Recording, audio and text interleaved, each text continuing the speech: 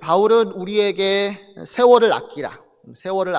왜냐하면 때가 악하기 때문이다라고 말씀을 하고 있죠. 그러면 여기에서 세월을 아끼라는 구체적으로 어떤 의미일까? 시간은 금이다 라는 말도 있듯이 시간을 소중히 여기며 헛되이 낭비하지 말라는 말이거나, 혹은 시간을 분초 단위로 나누어서 바쁘게 살라는 말씀일까?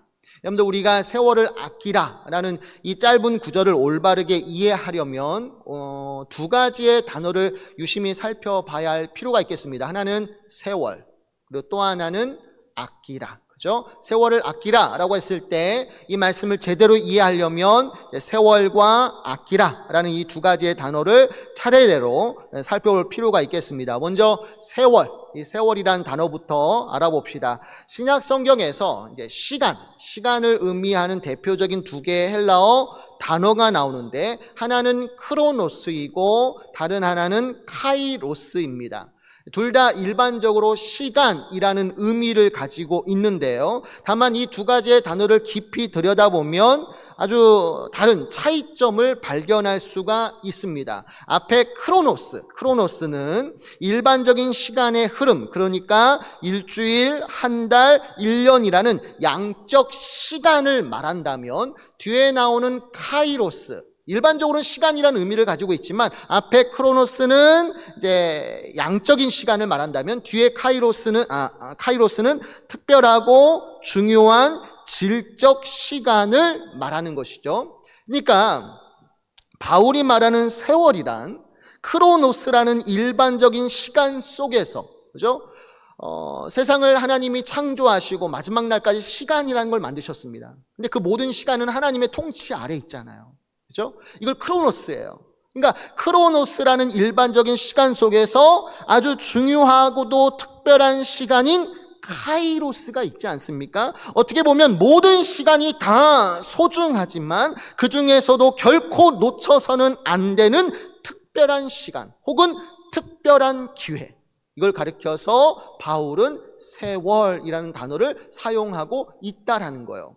다음으로 아끼다라는 단어가 나오는데, 여기에서 아끼라는 헬라어로 엑사고라조이고, 소중히 여겨 함부로 쓰지 않는다, 전략하다라는 의미가 아니라 본래 의미가 뭐냐면 구속하다, 속량하다, 대사다라는 의미를 가지고 있습니다. 그래서 영어 성경을 보면 아끼라를 전략하다의 세이브로 하지 않고 대사다, 속량하다의 뜻을 가진 리딤으로 번역하고 있죠. 그러니까 전혀 뜻밖의 단어예요. 아끼라 했을 때 우리는 뭔가 전략하고 소중히 여기다라는 의미를 가지고 있지만, 본래 의미는 속량하다, 구속하다라는 의미를 가지고 있다라는 거죠. 여러분들, 이 단어가 신약 성경에서 본문을 포함해서 총 4번 쓰여집니다. 그 중에 갈라디아에서 2번 쓰여지는데요. 갈라디아서 3장 13절과 4장 5절을 보면 이 단어의 의미가 더욱 분명해집니다. 먼저 갈라디아서 3장 13절을 보면, 그리스도께서 우리를 위하여 저주를 받으신 바 되사 율법의 저주에서 우리를 속량하셨으니 라고 했는데, 이때 속량하다가 바로 엑사고라죠, 오늘 세월을 아끼라의 아끼라와 같은 단어로 쓰여져 있는 거예요. 그러니까 본문에서는 아끼라라고 쓰여 있지만 갈라디아서 3장 13절에서는 뭐라고 번역되어 있어요? 속량하셨으니 라고 번역되어 있는 것인데, 이게 본래 의미예요. 기록된 바 나무에 달린 자마다 저주 아래에 있는 자라 하였음이라 라고 했는데, 이처럼 예수님이 우리의 모든 죄를 대신 지시고 십자가에 달려 죽으시사 율법의 저주와 심판으로부터 우리를 뭐예요? 속량하여 주셨다, 자유케 하여 주셨다, 우리의 생명을 되찾아 주셨다라고 말씀하고 있는 것이죠. 그 뒤에 나오는 4장 5절에서도 마찬가지입니다. 율법 아래에 있는 자들을 속량하시고 우리로 아들의 명분을 얻게 하려 하심이라 라고 했는데, 예수님이 우리의 죄를 대신하여 값을 치르시는 거 아닙니까? 우리는 죄와 마귀와 율법의 저주 아래 놓여 있는 자들 아니에요? 항상 하나님의 거룩하신 말씀 앞에 그 말씀을 지키는 자들이 의를 얻는 거거든요. 그런 자들이 의인인데 오늘날 우리는 하나님의 모든 말씀을 지키지 못하는 죄인들 아닙니까? 그리고 그 죄인들에게 내려지는 형벌은 사망이에요. 언제나 사망이에요. 하나님께서 죄인을 심판하실 때 언제나 그 죄의 형벌은 사망의 형벌입니다. 근데 우리가 마땅히 받아야 할 그 죄의 형벌, 그 사망의 죽음을 누가 대신 치러주시는 거예요? 예수님께서 십자가에서 대신 치러주시는 거예요. 죄의 형벌을 예수님이 대신 십자가에서 받아주시는 거죠. 이걸 가리켜서 속전이라고 말하는 거예요. 값을 대신 치러주심으로 말미암아 오늘날 우리가 그 예수님을 믿는 믿음으로 말미암아 살아난 것이죠. 그러니까 마땅히 죽어야 할 죄인들이 예수님이 치르신 그 속전, 그 값으로 말미암아 속량함을 받았다, 자유함을 얻었다, 무엇보다도 하나님의 영원한 아들이라는 명분을 얻게 되어졌다라고 분명하게 말씀하고 있다라는 사실이에요. 그러니까 정리하면 본문에서의 세월을 아끼라라는 것은 단순히 시간이 금이다, 그러니까 소중히 여기며 헛되이 낭비하지 말라는 일종의 격언이 아니라 죄로 가득한 이 세상에서 하나님이 주신 시간이라는 이 귀한 선물. 여러분들, 우리가 세월을 아끼라, 내 시간, 하나님이 주신 이 귀한 시간, 이 선물을 우리가 어떻게 사용해야 할 것인가, 어떻게 하나님의 나라를 위해서 사용하는 것이 옳은가라고 했을 때 이것에 대해서 가장 모범적인 답안을 보여주신 분이 계시죠. 그분이 바로 예수님이세요. 예수님이 이 땅에 오셔서 그분도 똑같이 시간 안에 머물면서 시간을 사용하시잖아요. 근데 어떤 식으로 그 시간을 사용하시는가? 정말 지혜롭게 사용하시는데요. 그 중에 한 군데가 요한복음 7장입니다. 요한복음 7장에 보면 예수님과 그의 친형제들 간에 있었던 사건이 나오고 있습니다. 여기에서 시간이 중요하게 다뤄지고 있는데 먼저 1절부터 5절까지를 보면 이런 말씀이 나옵니다. 한번 보시죠. 제가 읽겠습니다. 그 후에 예수께서 갈릴리에서 다니시고 유대에서 다니려 아니하심은 유대인들이 죽이려 함이러라. 유대인의 명절인 초막절이 가까운지라 그 형제들이 예수께 이르되 당신이 행하는 일을 제자들도 보게 여기를 떠나 유대로 가소서. 스스로 나타나기를 구하면서 묻혀서 일하는 사람이 없나니 이 일을 행하려 하거든 자신을 세상에 나타내소서 하니 이는 그 형제들까지도 예수를 믿지 아니함이러라. 아멘. 말씀 보면 유대인의 명절인 초막절이 다가오자 예수님의 친동생들입니다. 예수님의 친동생들이 말하기를 형님이 메시아로서 널리 세상에 알려지기를 원하신다면 이곳 한적한 갈릴리, 예루살렘에서 멀리 떨어진 변방 지역이 아니라 정치, 경제 모든 것의 중심기인 유대로 올라가소서. 유대로 올라가셔서 많은 사람들 앞에서 많은 기적을 행해 보이십시오라고 제안을 합니다. 친동생들이 형님인 예수님께 이런 제안을 하게 되는데 이것은 그들이 예수님을 진정 메시아로 인정하고 이것이 세상에 널리 알려졌으면 하는 간절한 소망에서 나온 말이 아니라 정반대로 예수님을 업신여기고 예수님을 시험하고자 이 동생들이 이런 말을 하고 있는 거예요. 그러니까 당시에 이들은 예수님과 한 배에서 나온 혈육들이고 수십 년 동안 한 지붕 아래서 함께 동고동락하면서 살아온 가족 아닙니까? 그럼에도 불구하고 이들은 예수님을 믿지 않았어요. 믿음이라는 것은 여러분들 하나님을 믿는 믿음, 예수 그리스도를 믿는 믿음이라는 것은 내 힘과 능력, 내 지혜와 지식으로 얻을 수 있는 게 아니에요. 거듭난 사람만이, 성령으로 거듭난 사람만이 예수를 믿는 믿음을 갖게 될 줄 믿으시기 바랍니다. 근데 이 친동생들은 아직까지 거듭나지 못한 거로 예수님을 믿지 않았어요. 믿지 않았고 그래서 말하기를 형님이 진정 메시아라면 우리가 볼 때는 아닌데 속마음으로는 아닌데 형님이 진짜 메시아라면 이 한적한 갈릴리 말고요 사람들이 붐비는 유대로 가서 당당하게 이적을 한번 행해 보십시오. 그러면 사람들 믿을 거 아닙니까? 나도 믿고요. 이런 식으로 예수님을 도발하는 거죠. 그러니까 굉장히 좀 뭐랄까, 자기 주제를 모르는 이런 악한 짓을 하는 거예요. 동생들이. 해봐요 형님. 정말 메시아 맞아요? 정말 그리스도 맞아요? 뭐 여기 계셔요. 가서 한번 해보시지. 이런 식으로 도발하는 거죠. 그러면 이러한 때 예수님께서 어떻게 반응하셨을까요? 버릇 없잖아요. 동생들인데 감히 형님한테 버릇 없이 행하는 거 아닙니까? 좋아. 내가 너희들 보란 듯이 너희들이 보는 앞에서 정말 내가 유대로 올라가 사람들 앞에서 많은 기적을 행함으로 내가 누구인지 당당히 드러내줄게. 잘 봐봐.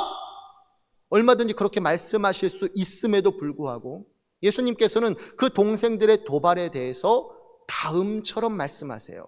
그 다음 6절부터 9절까지를 보면 이런 말씀이 나옵니다. 보세요. 예수께서 이르시되 내 때는 아직 이르지 아니하였거니와 너희 때는 늘 준비되어 있느니라. 세상이 너희를 미워하지 아니하되 나를 미워하나니 이는 내가 세상의 일들을 악하다고 증언함이라. 너희는 명절에 올라가라. 내 때가 아직 차지 못하였으니 나는 이 명절에 아직 올라가지 아니하노라. 이 말씀을 하시고 갈릴리에 머물러 계시니라. 아멘. 예수님의 때가 나오고 동생들의 때가 나와요. 둘 다 카이로스, 시간에 대해서 얘기를 합니다. 근데 동생들이 도발을 해요. 정말 형님이 메시아라면 이곳 한적한 갈릴리 땅에 계시지 마시고요, 유다 땅에 올라가셔요. 올라가셔서 기적을 행하시면 당신이 메시아라는 걸 믿을 거 아닙니까? 우리도 믿고요. 형님을 도발할 때 이때 예수님은 어떻게 하세요? 동생들의 요구에 대해서 좋아, 보여줄게, 이게 아니라 그 동생들의 요구에 이런 지하에 거절을 하세요. 그리고 그 동생들을 책망까지 하십니다. 힘이 없어서예요? 능력이 없어서예요? 죽음을 두려워하기 때문에 내가 못 올라간다고 말하는 거예요? 이유는 그게 아니에요. 딱 하나죠.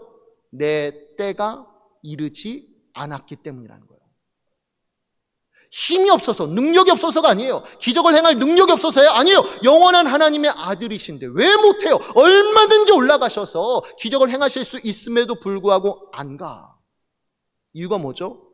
내 때가 이르지 않았기 때문이라는 거예요. 그럼 여기에서 예수님이 말씀하시는 그 때라는 게 도대체 무엇일까요? 이 때라는 게 카이로스인데 그 때라는 게 무엇을 의미하는 것일까요? 그것은 하나님께서 크로노스, 이 세상의 거대한 역사의 흐름 속에서 카이로스, 아주 특별하고 중요한 시간을 정해주셨는데 그게 무엇입니까? 십자가 사건이에요. 여러분들, 창세로부터 마지막 날까지, 종말 때까지 시간이라는 게 있습니다. 이 모든 시간이 하나님의 통치 아래 있습니다. 창세로부터 종말까지 크로노스의 시간 아닙니까? 근데 모든 시간이 다 똑같은 시간이 아니에요. 어떤 순간은 정말 중요한 시간들이 있어요. 중요한 사건들이 있어요. 근데 그 중에 인류 역사상 가장 특별하고 가장 중요한 카이로스가 있다면, 시간이 있다면 그때가 언제예요? 예수님이 우리의 죄를 대신하여 십자가에 달려 죽으시는 그 시간. 그 시간이 바로 인류 역사상 가장 중요하고 가장 특별한 시간 아닙니까? 하나님이 정하신 때 아닙니까? 이게 바로 카이로스인데 예수님이 말씀하는 게 뭐냐면 이 때가 아직 이르지 않았다라는 거예요. 여러분들, 요한복음 4장 34절을 보면 예수님 이런 말씀하시죠. 예수께서 이르시되 나의 양식은 나를 보내신 이의 뜻을 행하며 그의 일을 온전히 이루는 이것이니라 라고 말씀해요. 그러니까 내 양식, 내가 살고 누리는 모든 일들은 다 아버지의 뜻을 이루는 이것이니라. 그러니까 자기의 뜻, 자기의 생각이 중요한 게 아니에요. 내가 이 땅에 온 이유는 나를 보내신 하나님의 뜻을 온전히 이루는 이것이니라. 이것을 행할 때 내가 밥을 먹는 것처럼 힘을 얻고 기쁨을 누리고 능력이 나타난다는 거예요. 더 놀라운 말이 요한복음 5장 30절이죠. 5장 30절 말씀 보면 내가 아무것도 스스로 할 수 없노라. 정말 놀라운 말씀 아닙니까? 예수님은 영원한 하나님의 아들이시잖아요. 근데 그런 예수님조차도 이 땅에 계시면서 무슨 말씀하느냐? 내가 아무것도 스스로 할 수 없노라. 듣는 대로 심판하노니 나는 나의 뜻대로 하려 하지 않고 누구의 뜻대로? 나를 보내신 이의 뜻대로. 그게 누구죠? 하나님이시잖아요. 하나님의 뜻대로 하려 함으로 내 심판은 의로우니라. 아멘. 그러니까 예수님의 하루 일과 생활 스케줄을 보면 온통 하나님 중심이에요. 하나님 중심으로 돌아가는 거예요. 근데 여러분 잘 보세요. 이렇게 예수님께서 하루 24시간 하나님 중심으로 모든 일과를 짜여내고 아침부터 저녁까지 분주하고 바쁘게 일을 하시지 않습니까? 근데 참 놀라운 것은 그렇게 분주하게 일하심에도 불구하고 그 마음 속에, 그 삶 속에 뭐가 있는 줄 아세요? 기쁨이 있고요, 평안이 있고요, 더 놀라운 것은 마음의 여유가 있어요. 아니 바쁜데, 분주한데 그 마음에 여유가 느껴져요. 여러분들 야이로의 딸을 고치거나 혹은 나사로의 일을 생각해 보세요. 주변에서 빨리빨리요, 주님 빨리빨리 가셔야 돼요, 막 아우성치지만 정작 예수님의 삶을 보면, 예수님의 행하심을 보면 여유가 느껴져요. 야이로의 딸을 고치기 위해서 주님 빨리 가요. 근데 혈류증 앓은 여인의 옷깃을 잡으니까 멈춰봐. 남들은 지금 빨리빨리 하고 있는데 그분은 멈춰봐. 그리고는 그 바쁜 시간에 그 혈류증 앓은 여인을 만나셔서 얘기하시는 거 아니에요? 나사로가 죽어가요. 주변에 있는 사람들이 빨리빨리요, 주님 빨리빨리 가셔야 돼요.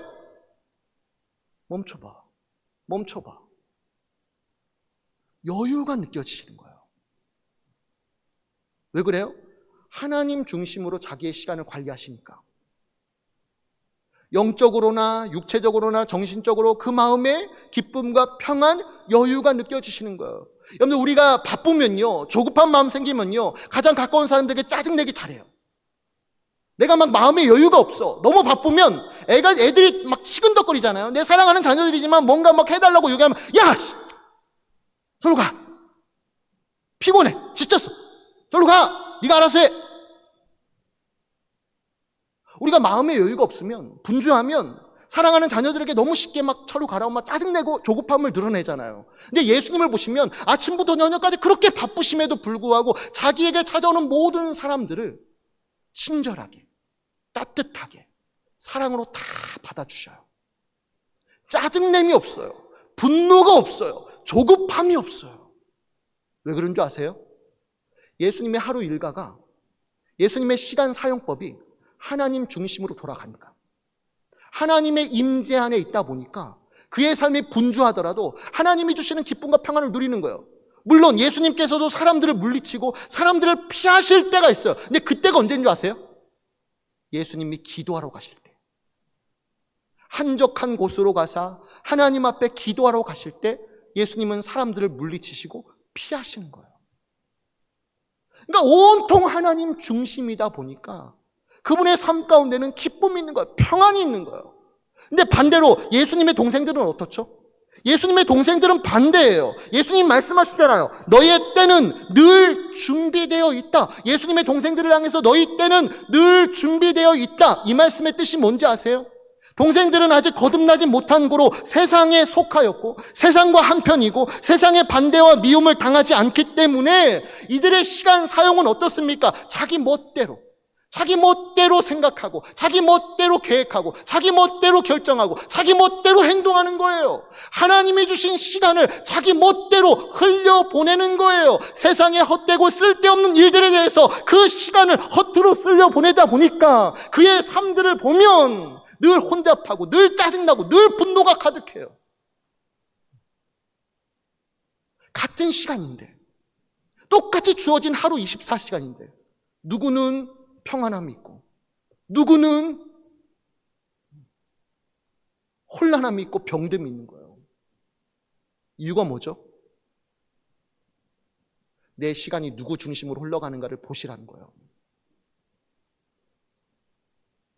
여러분들 오늘 우리는 어떠합니까? 예수님처럼 하나님을 위하여 그 시간을 지혜롭게 사용하고 계신가요? 아니면 예수님의 동생들처럼 쓸데없는 것들에 눈이 팔려서 헛되이 시간을 버리고 계신가요? 오늘날 많은 사람들이 그 시간을 허투루 보내는 것 중에 하나가 스마트폰 아니에요? 작년 기준 12월이었죠. 작년 12월 스마트폰 사용 기간을 조사해봤더니 한 사람당 평균적으로 스마트폰을 몇 시간 보는 줄 아세요? 7시간 봐요. 하루 동안. 뭐 성경 읽고 있어요. 그 성경으로. 스마트폰은 아니잖아요. 웹쇼핑하고 소셜미디어하고 유튜브 보고. 하루 평균 7시간을 거기에 쏟는 거예요. 심지어 잠이 와요. 잠자리에 누웠어요. 잠을 자야 할 거 아니에요. 근데 그 시간에도 스마트폰을 켜고 보는 거예요. 그게 하나님을 위한 시간의 쓰임입니까? 굳이 하지 않아도 될 일 아닌가요? 별것 없고 쓸데없는 일 아닌가요? 근데 하는 거예요. 보는 거예요. 그러니 목이 거북목 되고 눈이 침침해지고 영적으로 피곤하고 지칠 수밖에 없는 거죠.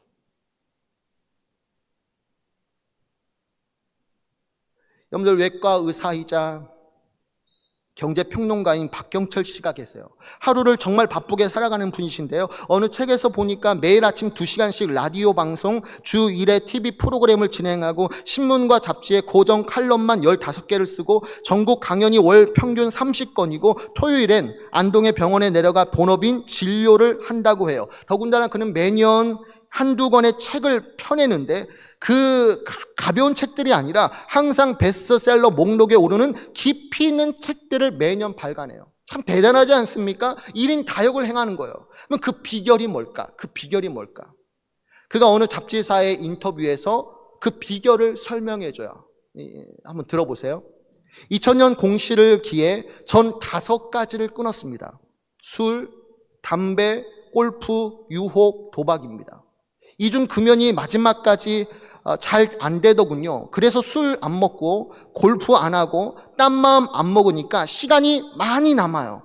TV는 원래 안 보았고요. 그 시간에 책 보고 글 쓰고 하는 거죠. 책은 하루에 1권 정도 읽어요. 화장실, 이동하는 차 안 등 토막 시간마다 책을 펼치죠. 매년 10월에 책 1권씩 내는 게 목표이기 때문에 매일 200자 원고지 2-30장 분량의 글을 써서 저장해 둡니다. 이렇게 생활하다 보면 1인 다역을 할 수 있어요. 그리고 마지막에 던진 말이 제가 가장 싫어하는 말이 시간 없다입니다.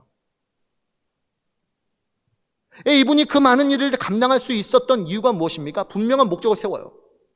인생의 분명한 목적을 세우고 이를 위해서 술, 담배, 골프, 도박 이런저런 유혹들, 스마트폰, 소셜미디어, 웹쇼핑 이런 거 단호하게 끊어버리는 거예요. 왜? 여기에 쓰는 황금 같은 시간들이 너무 많으니까. 단호하게 끊어버리고 황금 같은 시간을 알차게 사용하기 때문이라고 말하는 거예요. 여러분, 오늘날 많은 사람들이 불평하는 말 중에 이거 하나 있지 않습니까? 시간이 없어요. 시간이 없어요. 여러분, 성경 읽으십시오. 기도하십시오. 말을 해도 대부분의 성도님들이 하는 말이 뭐냐면, 목사님 시간이 없어요. 왜 이렇게 바쁜지 모르겠어요. 시간이 없어서 못 읽어요. 나도 그 중에 한 사람이에요. 시간이 없어요. 근데 여러분, 잘 들여다보세요.